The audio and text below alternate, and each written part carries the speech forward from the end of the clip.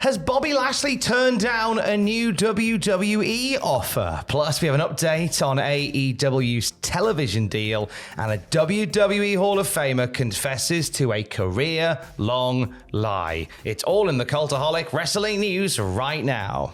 Yesterday, everybody was talking about Bobby Lashley. Looked like he was heading away from WWE yesterday. PW Insider can add a bit more meat to the bone on this one. Yeah, they say in the case of Bobby Lashley, we're told there was a WWE contract offer made, but it wasn't one that immediately made him jump to sign, because that's what we all do when we sign contracts. We jump in the air, sign it, then land. As one source commented, that Lashley has strongly considered seeing what he would be worth out on the market. We were not able to confirm as of this writing when Lashley's current deal would expire, but I have seen other sources, Tom, say it's sometime in August. So it's not long then until that happens. So potentially Bobby Lashley turning down this offer, from WWE and checking out the other pastures. So yesterday we talked about how according to Fightful Select, Bobby would be keen to wrestle and maybe even fight away from WWE at the end of this particular deal. It seemed like a foregone conclusion that he would be leaving the company when we did that video yesterday, but this muddies the waters somewhat.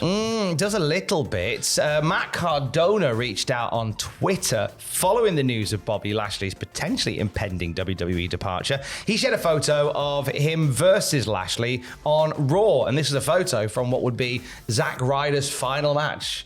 So obviously then Matt Cardona would leave and become Matt Cardona. Leave the memories alone. Cardona accompanied the photo with the caption, "Bobby Lashley killed Zack Ryder. Matt Cardona would like to thank him in a GCW ring."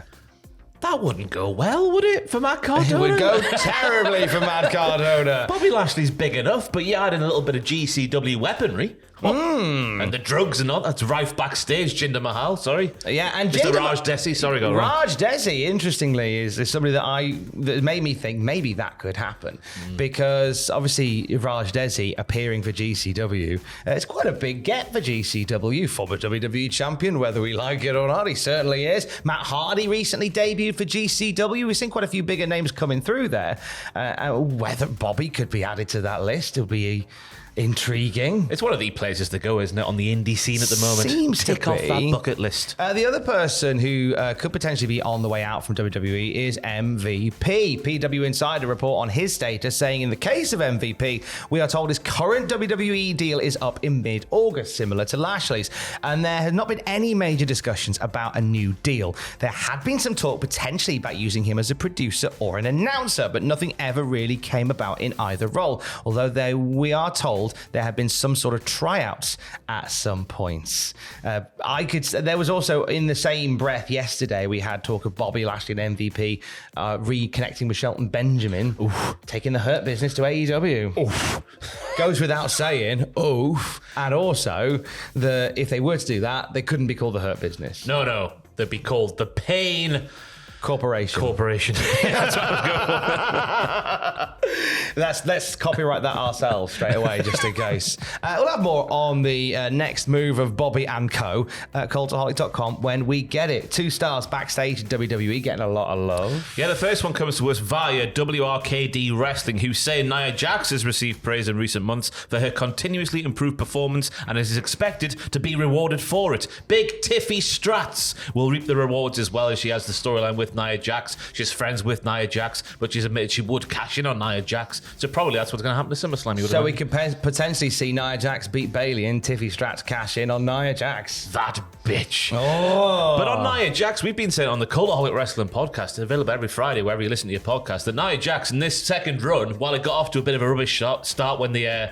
tag team division were fed to her basically, and all their momentum taken away. Zoe Stark in particular, she just beat Trish Stratus, and she was fed to Nia Jax. That wasn't very good, but Nia since then has been on the run of her career. It's probably been the best work that she's ever done. In ring wise as well. You think about the spot with Lyra Valkyria where she literally squashed her and stuff like that. She's been fantastic. So it is weird to see the storyline with Bayley go to you're big and clumsy and reckless. That's the old Nia. This is the new Nia. Taylor Swift reference. She is in her not clumsy era currently, is Nia Jax. The best of her whole all eras. Now, we'll update you on AEW's future regarding Dynamite and Collision, but it's been a bit up in the air with no set deal put in place for either Dynamite or Collision going forward. SE Scoops give us an update. Yeah, they say AEW and Warner Brothers Discovery have an agreement in principle to keep AEW on Turner networks for the next several years, according to sources. In the television industry, AEW and WBD's deal would add AEW content to the max streaming platform, including pay-per-views. It's unknown how much AEW would earn from moving pay-per-views to streaming. Two sources emphasizing the deal was an agreement in principle only and on paper, but could change as both sides get closer to signing off. But there is an agreement on paper. That's the crucial bit of the story. An official announcement of an extension could happen within the next several weeks. Exact numbers on the deal weren't available, but were said to be on, quote, the middle to high side of what the groups were negotiating. AEW's exclusive negotiation window ended on July 21st, so they can now explore other options now that negotiation window has ended, but they might not need to by the looks of things. Yeah, that's what will kick off on Twitter when people are like, look, it's AEW thingies appearing on the Max. They had screenshots from something. I don't fully understand how it works, Tom. Well, I think what they do need is some sort of placement on a streaming platform, and obviously you can watch back some of the stuff on Fight, or Triller, formerly known as Fight. I feel like it always needs its own home, though. Yeah.